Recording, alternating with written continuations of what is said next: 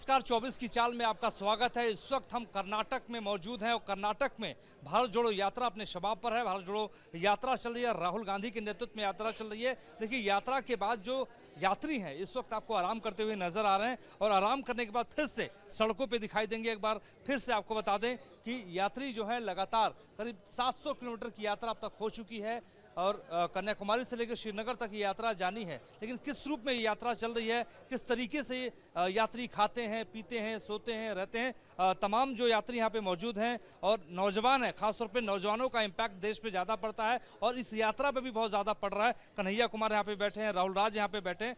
समझेंगे इनसे कि अब तक किस रूप में यात्रा ये करते रहे हैं और कितना भारत अब तक ये जोड़ पाए हैं। कन्हैया जी, स्वागत है आपका। और कर्नाटक में हम भी मौजूद हैं, आप भी मौजूद हैं। कितना भारत जोड़ पाए हैं? भारतीय जनता पार्टी कह रही है कि जोड़ नहीं रहे, तोड़ रहे हैं आप। देखिए, भारतीय जनता पार्टी जो है ना, उसको लेकर के हम बार बार यही कहते हैं, जाको रही भावना जैसी प्रभु मूरत देखें तिन तैसी। जिनके दिमाग में तोड़ने की बात होगी उनको टूटता हुआ ही दिखाई देगा। वो तो तोड़े ही हैं, उनका इतिहास ही है तोड़ने का। मैं भारतीय जनता पार्टी के इतिहास को लेकर के बार बार कहता हूँ, एक हिंदू महासभा थी, दूसरी मुस्लिम लीग थी। दोनों को अलग राज्य चाहिए था, दोनों को अलग देश चाहिए था और जब ज़रूरत पड़ा तो दोनों मिलकर के सरकार भी बना लिए साथ में। आप जानते हैं कि 47 से पहले भी चुनाव हुए, उसमें भी सरकार बना था और ये लोग साथ में सिंध प्रांत में सरकार बना लिए। तो इनका काम है समाज को धर्म के आधार पर, जाति के आधार पर, भाषा, बोली, संस्कृति के आधार पर तोड़ना। हमारा काम है कि इस देश में रहने वाले सारे लोग, चाहे हमारी पहचान कुछ भी हो, हम बिहारी हों, हम जो है कर्नाटक के रहने वाले हों, केरल के रहने वाले हों, हम सब भारतीय हैं। मिल के रहेंगे, एकजुट रहेंगे, इकट्ठा रहेंगे, टीम यूनाइटेड रहेगा तो वर्ल्ड कप जीतेंगे। ये सोच का फ़र्क है। कौन सा वर्ल्ड कप जीतेंगे? 2024 का? नहीं, 2024 में कोई वर्ल्ड कप नहीं है। लोकसभा चुनाव, आपका वर्ल्ड कप तो वही है। लोकसभा चुनाव इससे पहले भी हुआ था, आगे भी होता रहेगा। हम कहते हैं कि वो प्रक्रिया जिंदा रहना ज़रूरी है। अगर जो है कोई चुनाव में 11 लाख करोड़ लगा देगा तो आप और हम तो सोच भी नहीं सकते हैं ना चुनाव लड़ने का। तो प्रक्रिया जिंदा रहना चाहिए, जिस प्रक्रिया से मोदी जी देश के प्रधानमंत्री बन पाए। मोदी जी जो है ना, कालिदास जैसा बिहेव कर रहे हैं कि जिस डाल पे बैठे हैं उसी को काटना शुरू कर दिए हैं। वो ऐसी व्यवस्था बना रहे हैं ना कि कल को कोई सचमुच चाय बेचने वाला का बच्चा जो है देश का प्रधानमंत्री नहीं बन पाएगा। इतना बढ़िया उन्होंने राजपथ को जो है न्याय पथ बना दिया। करने में तो, बोलने में बहुत कुछ होता है। आप तो मीडिया चैनल से हैं, कितना ऐड लेते हैं 1 मिनट का दिखाने का, तो उसका तो पैसा लेते होंगे ना। तो जिसके पास पैसा नहीं होगा उसका हम फोटो तो आप दिखाएंगे नहीं। तो लोकतंत्र को पैसा देते हैं, आपको दिखा तो रहे हैं हम। नहीं, हमको इसलिए दिखा रहे हैं कि हम लोगों की सच्चाई बोलते हैं तो लोग देख रहा है। व्यूअरशिप का भी तो एक मामला होता है ना सर। सच बोलिए हिम्मत करके। आपको इस डर से बाहर आ जाइए कि ईडी आ जाएगा आपके घर पे, इनकम टैक्स आ जाएगा, सरकार पकड़ करके जेल में डाल देगी, इनके जो लंपट हैं आपके ऊपर इंक फेंक देंगे, जूता फेंक देंगे। इस डर से बाहर आ जाइए तो फिर जनता सच देखती है। जब जनता जो है सच सुनना चाहती है फिर लोग सुनाते हैं, लोग दिखाते हैं। तो सच जो है उसके आधार पर यह देश जुड़ा रहे और इस देश का सच ये है कि यह देश हम सबका है और हम सब मिल करके, एकजुट होकर के, इकट्ठा होकर के जो है देश की प्रगति में, देश के विकास में अपना योगदान कर सकें। यही भारत जोड़ो का लक्ष्य है। आपने प्रश्न किया कि कितना जुड़ा है। देखिए, कपड़ा तो है नहीं देश कि एक जो है हाथ जुड़ गया है, 1.5 हाथ बचा हुआ है, ऐसा तो है नहीं।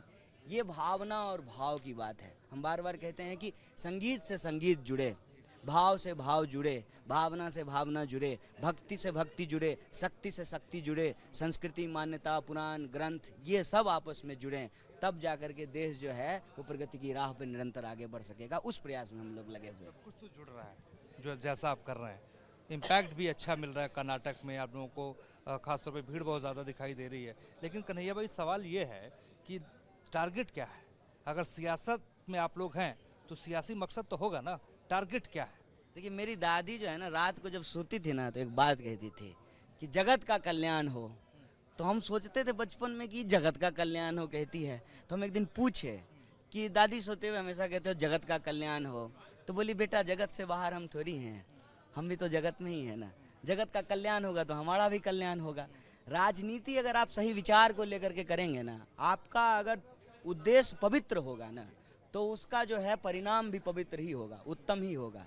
देश की आज़ादी के लिए जब गांधी लड़ रहे थे ना, तो इसलिए नहीं लड़ रहे थे कि नेहरू जी को प्रधानमंत्री बना देंगे। वो देश को आज़ाद कराने के लिए लड़ रहे थे। देश आज़ाद हुआ, स्वराज आया, अपने देश के लोग जो है, अपने देश के जो नेता हैं जो 15 साल 20 साल जेल में थे, वो देश के जो है मुस्तकबिल उनके हाथ में आया। उन्होंने देश के लिए ऐसा नियम कानून बनाया कि जो है प्रधानमंत्री और उनके चपरासी का वोट बराबर किया। लोकतंत्र की उस ताकत से, उस प्रक्रिया का ही नतीजा है ना कि गरीब का बच्चा भी जो है एक बिना चप्पल पहनने वाला इंसान इंदिरा गांधी जी को चुनाव हरा दिया। तो जब हम सही उद्देश्य लेकर के चलते हैं ना, अगर आपके मन में तपस्वी भाव है, अगर आप जो है कहते हैं ना कि आध्यात्मिक सोच से चल रहे हैं कि मुक्ति मार्ग के लिए लड़ रहे हैं, मानव मात्र के कल्याण के लिए अगर आप लड़ रहे हैं, तो हमारा भी कल्याण होगा, पार्टी का भी कल्याण होगा। हमारा दल जो है वो देश से बाहर नहीं है ना, देश की बेहतरी होगी, दल का भी बेहतरी होगा। कुमार का सपना क्या है, सियासी सपना क्या है? सियासत में लगातार हम देख रहे हैं कि आप एक्टिव हैं, बिहार के भीतर सोशल मीडिया पे हर जगह। कन्हैया कुमार का सियासी सपना क्या है? देखिए, हम लोग साधारण परिवार से आते हैं, हमारे ख्वाब भी बहुत साधारण होते हैं। हम चाहते हैं कि जो हमको मिला है ना, वो आने वाली पीढ़ी को भी मिलता रहे। उसको भी पढ़ने के लिए जो है विश्वविद्यालय हो, जहाँ जैसे अगर विश्वविद्यालय नहीं होता ना जेएनयू, तो हम किसी गराज में काम कर रहे होते, किसी जो है होटल पे प्लेट साफ कर रहे होते, क्योंकि हमारे घर की औकात तो थी नहीं कि हम पीएचडी कर लें। तो यह व्यवस्था नहीं मरनी चाहिए। इस यात्रा के दौरान हमको एक ऐसा व्यक्ति मिला जो बोला हम ईमानदार टैक्स पेयर होना चाहते हैं, ताकि हमारे टैक्स का पैसा जो है ना सही तरीके से खर्च हो। हमारे टैक्स का पैसा से जो है ना सिर्फ प्रधानमंत्री के लिए 8,500 करोड़ का उड़न खटोला ना खरीदा जाए। वो पैसा जो है देश की एक शिक्षा पर खर्च हो, देश की चिकित्सा पर खर्च हो, ताकि फिर कोरोना जैसी कोई महामारी आए तो गरीब लोगों की जान ना जाए, ऑक्सीजन सिलेंडर उसको मिले, हॉस्पिटल में बेड मिले।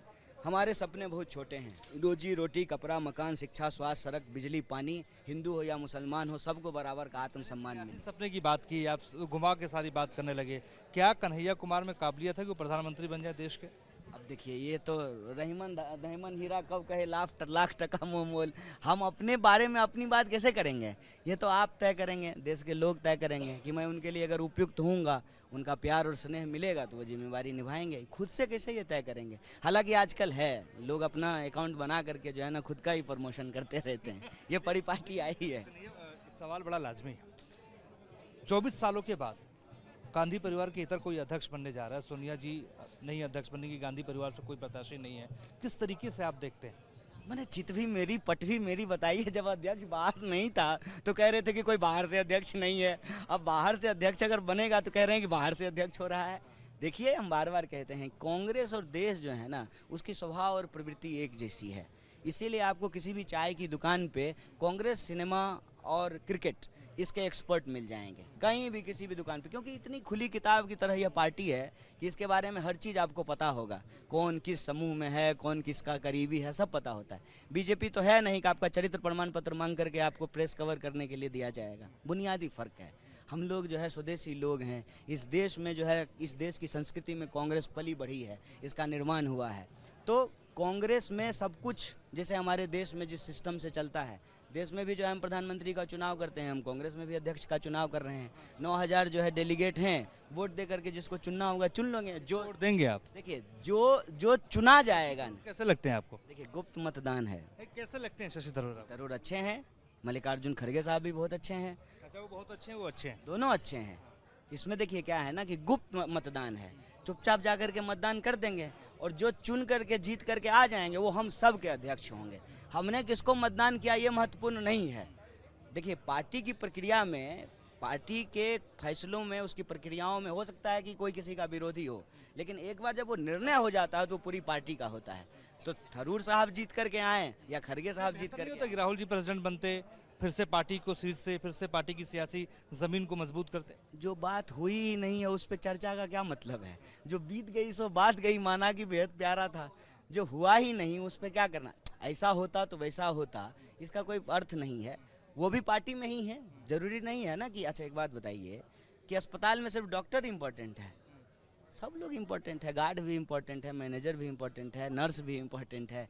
पार्टी के भीतर जो है एक सामूहिक काम है, सब इम्पोर्टेंट है, प्रवक्ता भी इम्पोर्टेंट है, नेता भी इम्पोर्टेंट है। कन्हैया जी, सवाल आपसे मैं ये पूछना चाहता हूँ कि लगातार आप आरएसएस पे अटैक करते रहे कि महिलाओं का प्रतिनिधित्व नहीं है। दशहरा पे आपको याद होगा कि मोहन भागवत के बगल में सुषमा यादव जी थी, वहाँ पे वो फूल अर्पित कर रही थी। तो आपको इस बात पे तो आपको खेद प्रकट करना चाहिए। नहीं, मैं ऐसा छिछला अटैक किसी के ऊपर नहीं करता हूँ। अब ज़बरदस्ती जो है कोई बात को इधर उधर करके चला दे, तो मैं तो डॉक्टर्ड वीडियो का पहला शिकार हूँ ना इस देश में, तो वो अलग बात है। मैं छिछला अटैक कभी नहीं किया हूँ। लेकिन मैं बार बार कहता हूँ कि आरएसएस के कथनी और करनी में फ़र्क होता है। तो सिर्फ आप उनकी कथनी पर मत जाइए, उनके करनी को लगातार देखिए, तभी आप वास्तविक रूप में समझ पाएंगे कि आरएसएस है क्या। जैसे मैं एक प्रश्न उठाता था कि आप इतना कहते हैं भारतीय संस्कृति, तो ये काली टोपी जो है वो कौन सी भारतीय संस्कृति का हिस्सा है? जो हाफ पैंट आप पहनते हैं वो कौन सी भारतीय संस्कृति का हिस्सा है? और ये मैं अपने यूनिवर्सिटी डेज के समय से जो है ये प्रश्न उठाया करता था। तो जब उन्होंने हाफ पैंट को फुल पैंट कर लिया तो मेरे जो है आरएसएस के एक मित्र आए और बोले देखो अब हम हाफ पैंट से फुल पैंट पहन लिए। तो हम बोले कि हाफ से फुल हो गया तो इस भारतीय संस्कृति का हो गया। तो ये इस तरह के सवाल लोग उठाते हैं, पूछते हैं। मेरा मानना है कि पॉलिसी लेवल पे आज इनडायरेक्टली सरकार तो वही चला रहे हैं, लेकिन आप देखेंगे कि आरएसएस जो कह रही है और सरकार जो कर रही है उसमें ज़मीन आसमान का फ़र्क है। जी, ये बताइए कि इस यात्रा के बाद क्या मान लिया जाए कि राहुल गांधी 2024 में प्रधानमंत्री बन जाएंगे? नहीं, ये हम कौन होते हैं तय करने वाले? आप जिस तरीके से इम्पैक्ट पड़ रहा है, आपको लग रहा है कि जनता आपसे जुड़ रही है, जो आपके मुद्दे हैं जनता उससे कनेक्ट कर रही है? देखिए, जनता हमसे जुड़ रही है, हमसे कनेक्ट हो रही है, इसका ये मतलब नहीं है कि जो है 24 में चुनाव का क्या फैसला होगा वो हम तय कर लेंगे। और हम बार बार कह रहे हैं कि भारत जोड़ो यात्रा का उद्देश्य चुनावी नहीं है। बार बार ये बात कह रहे हैं, हमेशा से बोलते जा रहे हैं कि भारत जोड़ो यात्रा का एक सर्वांगीण उद्देश्य है। सर्वांगीण उद्देश्य कहने का मतलब इसका सामाजिक उद्देश्य भी है, इसका सांस्कृतिक उद्देश्य भी है, इसका आर्थिक उद्देश्य भी है। सियासी 24 की सियासी हवा बनाना भी तो है ना। सियासत इतनी ओछी और छोटी नहीं होनी चाहिए कि हमको पद मिल जाए। अगर हमको पद मिल जाए और हमको पद मिल जाना चाहिए, यही सोच होती राहुल जी की, तो राहुल जी तो जो है 9 के बाद ही प्रधानमंत्री बन जाते। उनकी पार्टी के पास बहुमत था। ठीक है, तो ये इतना छोटा लक्ष्य नहीं है हमारा कि बस किसी तरह से हमको प्रधानमंत्री बन जाए। निकाल रहे हैं यात्रा, प्रशांत किशोर बिहार से निकाल रहे हैं। आपकी उनकी यात्रा में डिफरेंस क्या है, क्या अंतर दिखाई दे रहा है? कि आप लोगों को भी यात्रा एक दिन निकालना पड़ेगा। जिस तरह से आज के डेट में प्राइवेट सेक्टर में हायर एंड फायर किया जा रहा है, अभी नौकरी कर रहे हैं, ईएमआई पे घर ले लिए हैं, कार ले लिए हैं, अचानक से कोई घर और नहीं है अभी। अच्छा, मैंने तो वो है ना, सच्चाई तो है ना। अचानक से कहेगा नौकरी से बाहर चले जाइए, तो किसी दिन पत्रकारों को भी यात्रा निकालनी पड़ेगी। इस देश में तमाम इंस्टीट्यूशंस के भीतर जो सच्चाई है, जो हकीकत है, जिस तरह से लोग आज दर्द झेल रहे हैं, तो हर किसी को यात्रा निकालनी चाहिए। और मैं एक यात्रा को दूसरे यात्रा के बरक्स रख करके नहीं देख रहा हूँ। लोग निकालें, अच्छी बात है, बहुत बढ़िया बात है। हम भी निकाल रहे हैं, वो भी निकालें, और भी जो लोग निकालना चाहते हैं वो भी निकालें। बस हमारी लड़ाई इस बात की है कि कोई यात्रा जो है ना नफरत फैलाने के लिए ना निकाली जाए, कोई यात्रा जो है दंगा भड़काने के लिए ना निकाला जाए, कोई यात्रा देश और समाज को कमज़ोर करने के लिए ना निकाला जाए, कोई यात्रा इस समाज को जाति और धर्म पे बांटने के लिए ना निकाली जाए। उस यात्रा से हमको दिक्कत है, और ऐसी यात्राएं भी इस देश में निकाली गई थी, उस यात्रा के खिलाफ हैं हम लोग। बाकी देश में सकारात्मक पक्ष को लेकर के, भाव को लेकर के कोई यात्रा निकालना चाहते हैं, बेशक निकालें। बहुत बहुत शुक्रिया हमसे बातचीत करने के लिए। 24 की चाल में हम कर्नाटक में हैं, और कर्नाटक में हम बात कर रहे हैं कन्हैया कुमार से। और कन्हैया कुमार बड़े मुखर वक्ता हैं और भारत जोड़ो यात्रा में लगातार ये पार्टिसिपेट कर रहे हैं, बात कर रहे हैं। इनका ये कहना है कि मोहब्बत की यात्रा होनी चाहिए, नफरत की यात्रा नहीं होनी चाहिए। लेकिन सवाल यही है कि 24 में इसका कितना असर पड़ेगा, क्योंकि अगर आप सियासी दल में हैं तो निश्चित तौर पे अगर कोई यात्रा आप कर रहे हैं तो उसके सियासी मायने भी हैं। हमारे सहयोगी संदीप लोहिया के साथ मोहित राज दुबे, न्यूज़ नेशन, कर्नाटक।